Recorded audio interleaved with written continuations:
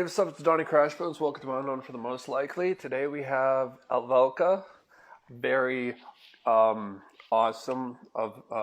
We got some like melodic death metal in there. We got some black metal in there. This artist definitely has a different kind of approach to death metal, also with bringing in like the black metal, and combining worlds. So, without further ado, we're going to talk to our friend here.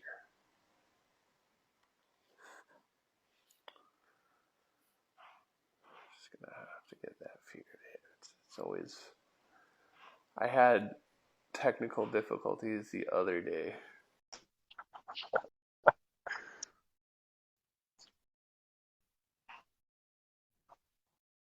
Oh, there we go.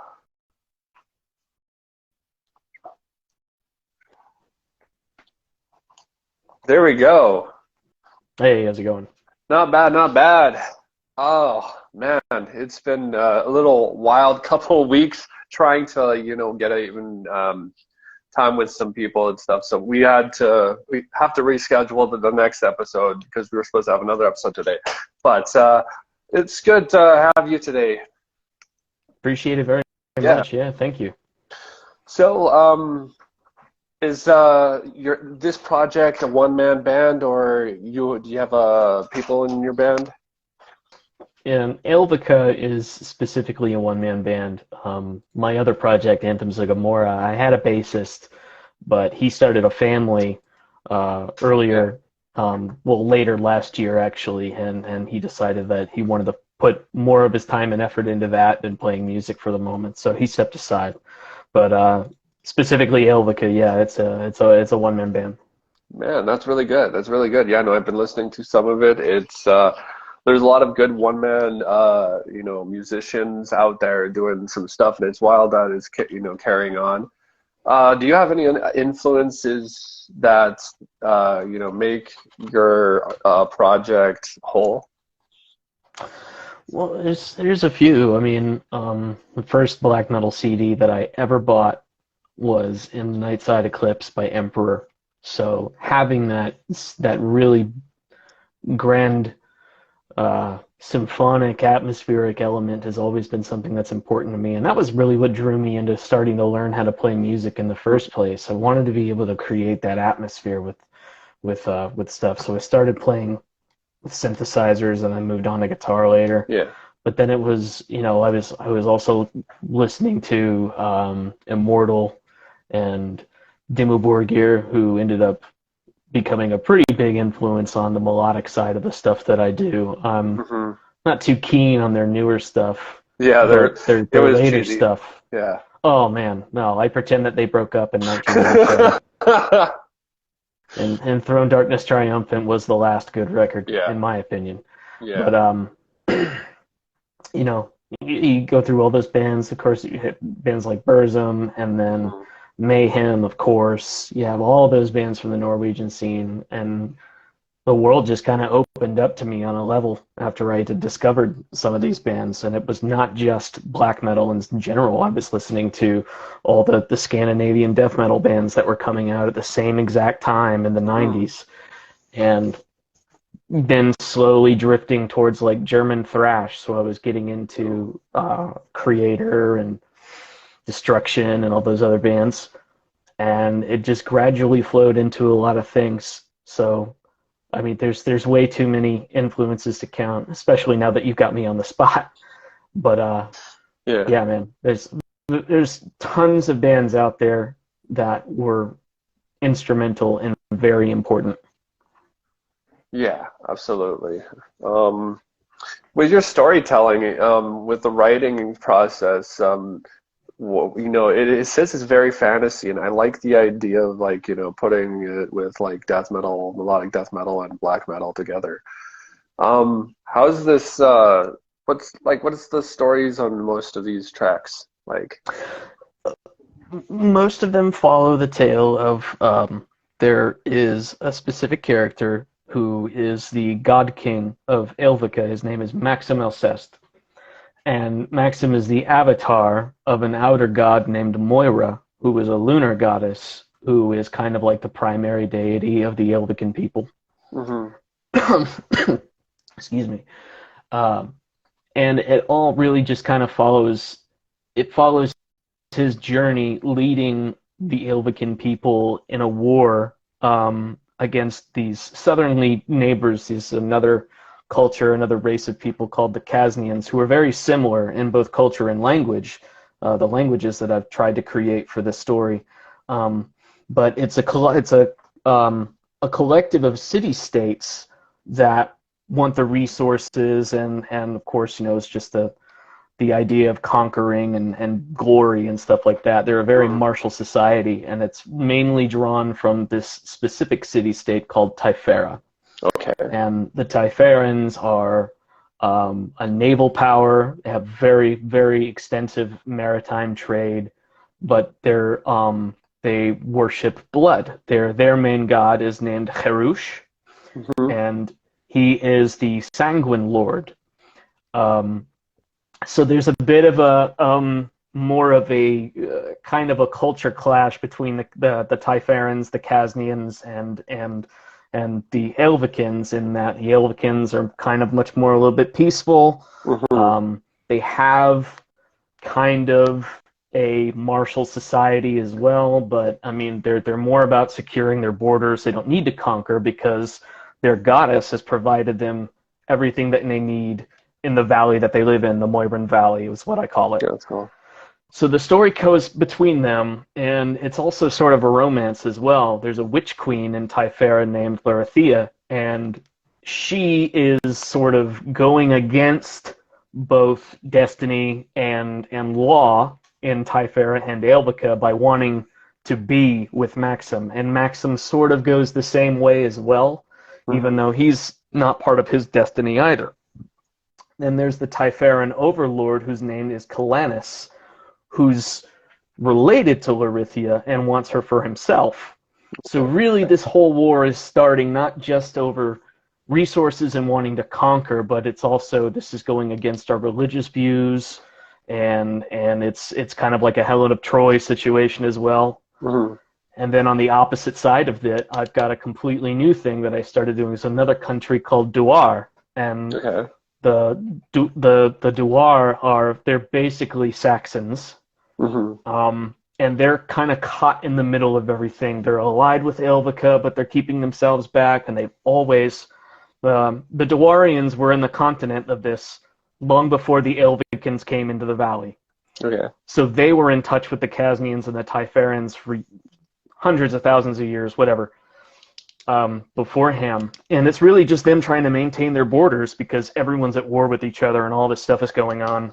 Mm-hmm. It's a very extensive story, and I'm trying to tell everything through the music, and I want to write it all down, and I think that I'm going to, as soon as I can get a break from Yeah, all of the music writing. I'll start a blog or a live journal or something, and that'd be good. we'll be able to go forward with that. But it's cool, man. It's everything that's up in my head, and it all just comes to me, and it's a great Mm-hmm. idea, Absolutely.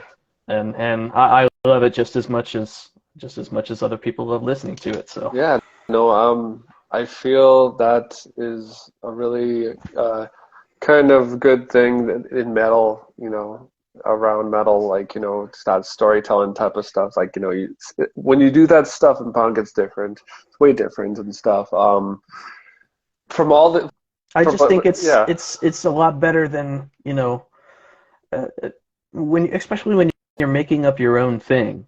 Storytelling in music is not at all something new, Mm-hmm. and storytelling in metal isn't anything new, but it's always something unique in my opinion because it's so much better than, you've got all these guys out there that are these bands that are basing their stuff off of Tolkien, basing their stuff off of Moorcock and George Martin, and and then that's fine and cool. That's fine and cool, but at the same time, it's like I've read these books. I know what this shit is about. It doesn't really Yeah. hold my attention that much. When you're making something original and putting it into music, it's interesting, it's fun, you want to immerse yourself into it. And that was kind of the draw for me going into Aelvica, not simply because I had all these ideas, but I was like, if I'm gonna make music about something fantasy-wise, I'm not gonna I'm not gonna go copy Andrei Sapkowski and throw myself into the Witcher world Yeah. or throw myself into Middle Earth. I'm gonna do something different, something original.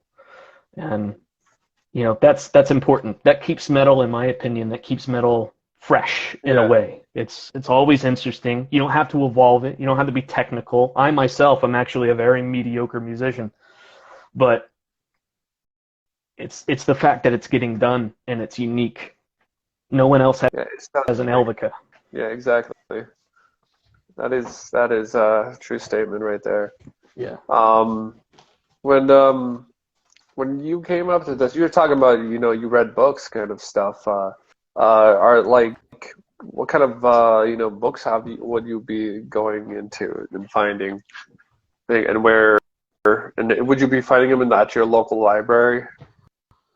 You totally could, yeah. You can go find things by Steven Erikson, Tolkien, obviously, Andrei Sapkowski, Christopher Moorcock, all of them. You can find all of Yeah. those things at your library.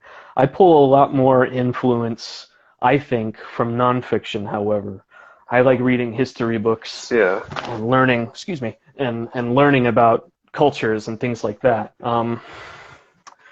Uh, the way that I see the Typharans in my head is they are very um, Egyptian, but more like Ptolemaic dynasty Yeah. Egyptian. So they've got that very Macedonian Greek influence to them. But then, of course, I've also was like, so how can I make this unique? So I really like in Gothic culture, Goths like they do their makeup with their faces all kinds of different ways. So I incorporated it into that. I was just like, that's what I want. So that's what Typharans look like. They have these very um, artistic, flamboyant makeup on their faces and on their arms, sort of like henna. Hmm. And the Aelvicans are a very homogeneous society. They have pale skin, blue or green eyes. They have blonde hair or black hair. They don't wear makeup, but everything kind of parallels each other on a cultural and uh, linguistic way, kind of like what Tolkien was doing, where he was making all of his stuff. Um, the language of the Rohirrim in Middle Earth was actually Old English. It was Anglo-Saxon. The language of the Aelvicans is a mixture of Demotic Egyptian, some Hebrew, and I've tried to throw a little bit of Latin in there as well. The Dewarians, I've just mixed a bunch of Irish and German words together to make it Hmm. sound like that. And then the Typharans are basically the same as the Aelvicans, but have put a lot more emphasis on Arabic in their language. So, Okay. yeah. Wow. Yeah. That's a lot of interesting history right there, man. Yeah. So, when did you start finding yourself getting interested into metal, and what age did you start? It's probably started around 12 or 13. I didn't grow up in a musical family, but I grew up in a family that listened to a lot of music. Um, Parents were never metalheads, but my dad did like things like AC/DC, there was Black Sabbath, the Yeah. stuff that you'd listen to on the classic rock channels. And then as I was getting older, I got into more of the alternative rock stuff and was just Hmm. getting progressively heavier throughout middle school. Uh, I went through that phase where you kind of gravitate from like Rob Zombie and all that into, I think everyone has like an early metalcore, hardcore phase. Hmm. So I was listening to like Hatebreed, Oh yeah. Bleeding Through, Unearth, All That Remains, Oh yeah. Atreyu, all that stuff. Yeah. And then that's when I was introduced to like death metal. So being from Tampa, obviously you get into Morbid Angel Yeah. and Cannibal Corpse, and it branches out from there. I want to say by the end of eighth grade, I was fully listening to black and death metal. So That's a good age to start at, for sure. Yeah. yeah, it's the baby's first metal bands. Yeah. Uh, Freaking Man, it's just it kept on evolving for years, for me. Metal, like, I mean, there's only some black metal I can only handle. Like you were saying, like, yeah, I don't like the new Borger when they ever try to do anything. It was so stupid. Um, I remember just, watching CKY and you see Dimmu Borgir's, like, hear Dimmu Borgir's tracks, Serpentine Offering, I think. Dude, CKY and the BAM show, that's where I discovered Children of Bodom when I was like 14, Well, man. that's That's true. that was the first time I heard Needled 24/7. And then that was another important thing. From there it was, back when MTV had the reboot of Headbangers Ball. Yeah, that was good. They were showing all of those bands. Yeah, it's like Yeah, fucking played Carcass sometimes. they had Carcass, they had I Oh, remember. What was it? It was Dimmu Borgir's Death Cult Armageddon album. That was the first time I saw their music video yeah, for Progenies of the Great Apocalypse. But then they were also doing Cradle of Filth had their Nymphetamine album coming yeah. out. Killswitch Engage had just released an album. Satiricon's Volcano album had just been released. And I remember going, I think it was Walmart, and just looking in the CD section, and they had this double disc set of Headbangers Ball with all of those bands and all of those songs on it. Sick. And like, dude, that was the key to the gate right there, man. I bought that CD and I had both of those discs in my CD player going to school all the time. Hell yeah, that's fucking dope. That's really good to fucking, like, know that, like, people can, like, start at metal at a really early age. Nowadays, it's kind of starting to get more, involved. Like, there's families out there who have metalheads and their dads, but, like, or there's, like, some kids are actually getting into metal, early, or punk early, and it's really kind of, changing around the youth. Like, the youth doesn't really need to be around fucking TikTok to, like, get, like, fame. Maybe you want to promote your shit, and that's the best fucking thing you can go on, but I don't like that, Abby. Oh, I agree. I don't like any of that shit either. But then again, I'm also 32, so what am I supposed to like except what I actually like? Um, uh, I think that outside of the whole satanic panic thing, which is a bunch of bullshit in my opinion, Yeah, I grew up yeah, in a religious household. I'm fine. I'm a well-to-do human being that likes writing stories and making music. I'm not murdering people or sacrificing animals, which is the biggest bunch of bullshit I've ever heard. Meanwhile, you turn on the radio and it's the sexual objectification of women and gangster oh culture, god. drugs and murder. And that's okay, apparently. It's okay for a lot of people. I feel like the hip hop is literally trying to, like, spit the truth about, oh, this is what you guys are doing. What the fuck is wrong with you? I definitely would agree that it is its own art form. I can't rap. I can't freestyle. It's okay. I can't. My brain doesn't work that quickly, man. So Hmm. props to those guys who were poetic enough to sit there and do that. Yeah. Unless you're one of those chuds that just uses auto tune and says every fucking 3 seconds. Oh, that's fucking hilarious. I mean, I remember the originator. It was like T-Pain, and he was fucking. Oh man, he found out years later the guy can actually fucking sing. He was doing it for Yeah. fun, and but yeah, we're all kind of off topic. um, But I yeah, think it is better, and I would rather someone young listen to metal and be able to appreciate the musicianship that goes into it, because it's so easy to sit there and say, it's just a bunch of banging and screaming. yeah, It's not. It takes a lot of skill and a lot of talent in order to be able to play that fast, to yeah, stay on time, to not screw up. And then doing vocals in and of itself isn't easy either. It took me a really long time to figure out how to do what I'm capable of doing. yeah, There's just a level of talent and musicianship that I believe is very, very underappreciated when it comes yeah, to rock yeah. and roll, heavy metal, Hmm. think blues and jazz and stuff, because you're not sitting in a studio pumping things out on a computer or an 808. Someone Um, sitting there with a real instrument plugged in is plugging those strings or hitting those drums. Not me, yeah. obviously. I'm not that good, but There's one you know. project called Zeal and Orador. Have you heard of them at all? What was that name? Zeal and Orador. It's like they're like soul slash black metal. It's really fucking crazy. It's good, honestly. I'm afraid I'm not familiar with them. No. I mean, I could link you after, but if you ever get a chance, I man, like know it's there's. actually good. Okay, yeah, I'll check it out. I know that there's some other band. I think they're French. Hmm. That mixes like freeform jazz with black Oh metal. shit, That's that is pretty. good. Yeah, Oh it's man, like like a black metal version of Imperium Triumphant. They just I think they there's a just band called Shining who does something with a saxophone. shining with a saxophone. I don't Yeah. know, but there's also I don't know. There's a bunch of bands out there that do saxophone. I love saxophone. I would love to have a saxophone in my music if I can find someone to play it. Yeah. Um, yeah, man.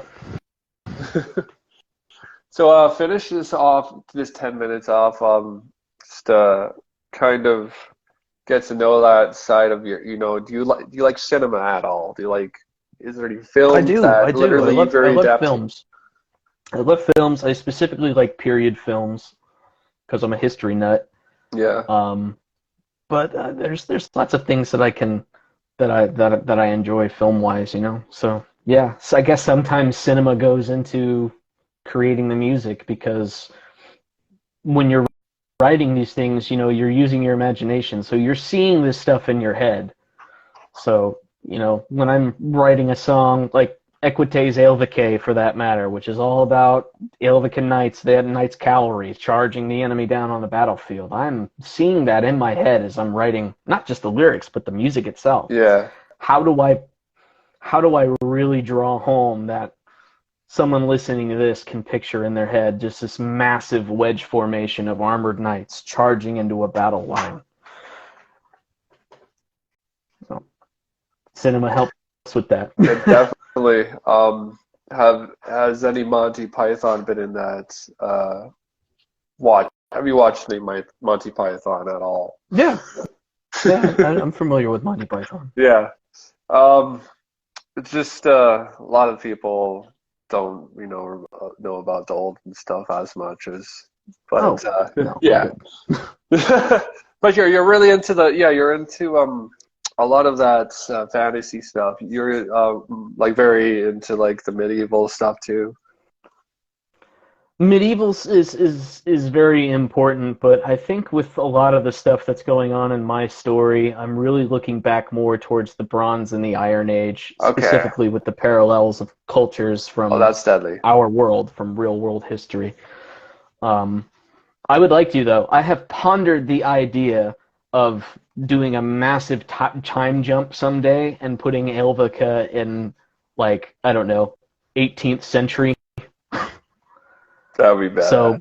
but you know, draw some Habsburg Austria influences in there and something. I don't know. Do you have is there other stuff that you listen to that is non-metal though at Oh all? yeah, absolutely. Absolutely love chill wave, retro wave. I listen to a lot of post rock. I'm a huge fan of American football. The Yeah, that's OG good. emo band, the OG emo band, late '90s Uh, college party emo band. Okay, that's how good they are. that's a good way to end this Um, show off is talking about emo bands. I like that. I like there's lots of good ambient neoclassical stuff. I love David Darling. He Yeah. was a very famous cellist. Um, There's just so many good things out there that I enjoy listening to. I like David Bowie, Tina Hmm. Turner.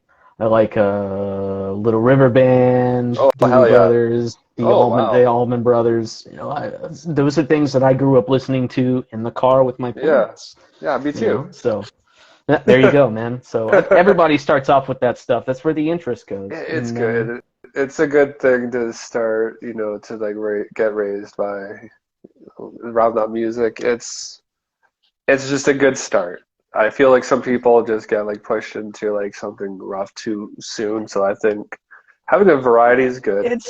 It's the people that make their entire personality Yeah. around metal Yeah. that is, I don't know, man. It makes me cringe because Yeah. you're listening to this and it's your whole world, but you're not showing appreciation for the stuff that came before that influenced them. Hmm. You know, like fuck, man. I love a lot of '80s music. I'll listen to Talking Heads all day long. I could not stop. I Oh, would not oh, stop. oh yeah, all day long. Yeah, for real. Duran Duran, Aha, um, Hall and Oates as well. Believe it or not, I'll listen to Hall and Oates Yeah, all absolutely. day That's good. long. There's just a ton of stuff out there, and you have to. You can't be narrow-minded. If you're a gatekeeper, then I think that your opinion is just worthless. It's because so because good you're so to hear that. narrow-minded, you know, you have Yeah. no depth. You have no depth to your arguments or your explanations for things. You just, you're just a shitty little rain puddle. Yeah, too many gatekeepers. Like everybody who's been born in the 80s or 90s or whatever, they're just like fucking being gatekeepers, and whoever's like learning to not be a gatekeeper, good on them. You should probably sit there and ask your favorite musicians what they listen to. They're not on their tour bus listening to heavy music all the time. Sometimes those guys want to relax and chill, and they'll sit there and they'll listen to, like, whatever. Yeah, exactly. I think it Exactly. was an interview with Corey Taylor or one of the guys from Slipknot a while ago who was like, no, we're around heavy music all day. When I'm in the bus relaxing, I'm listening to like Bowie, or I'm listening to Elvis, or something like that, soft and easy that can take their mind off of things and relax and still appreciate the roots of what they're doing right then and there. Mm, So it's important to have a large library of music that you enjoy, in my yeah. opinion. Yeah, for sure. Is there anything that actually you have any guilty pleasures of stuff that you maybe used to listen to and you kind of look back at it and like, why? um, uh, let's see here. Linkin Park, System of a Down, Wow. Stained, Wow. Seether, all the alternative rock stuff. Yeah. Godsmack. I have a I have I wouldn't really call him a friend, but I have an acquaintance who Yeah. currently plays in a Godsmack tribute, with quotations, tribute band, and thinks that he is just Top shit. the god of all rock. He just thinks he's the god of all rock. He He's called like, out on there. yeah. And they do tour. They've toured. They played places all around here in Florida and everything like that. I've never gone to one of their shows, and I never will. Yeah. But it's just funny. It's funny. I'm like, man, I cringed at that stuff when I was 14, Hmm. and here we are in our 30s, and you're still playing it. Any shows you remember going to that made you want to start a project, or is there anything you started before Aelvica? Well, there was Anthems of Gomorrah originally, and still is. I still have Anthems going, so I technically have two one-man projects. Okay. But yeah, who did I go see? Fuck. It was so long ago. Ah, Between the Buried and Me. That was like my Okay. first concert, Oh and they wow. were amazing. That is probably, they are still one of the best bands that I have seen live ever. I've Yeah, I seen them hear more than that. once, and they put on an amazing performance. Their sound quality is always really good, and they're just really talented musicians.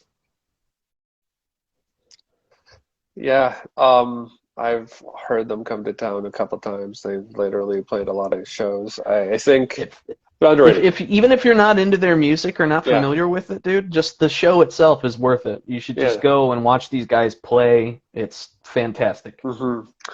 We're almost out of time, but I'm gonna do a short little promo. Next week we're gonna be having Takashita and then later we're gonna be figuring out.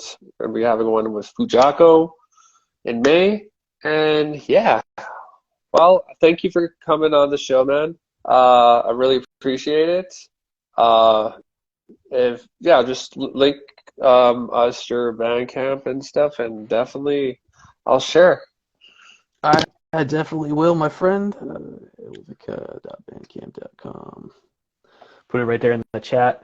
Thank Right. you, man. Appreciate the opportunity. Appreciate the interview. Yeah, man. Have a good one. You too. Thank you, man.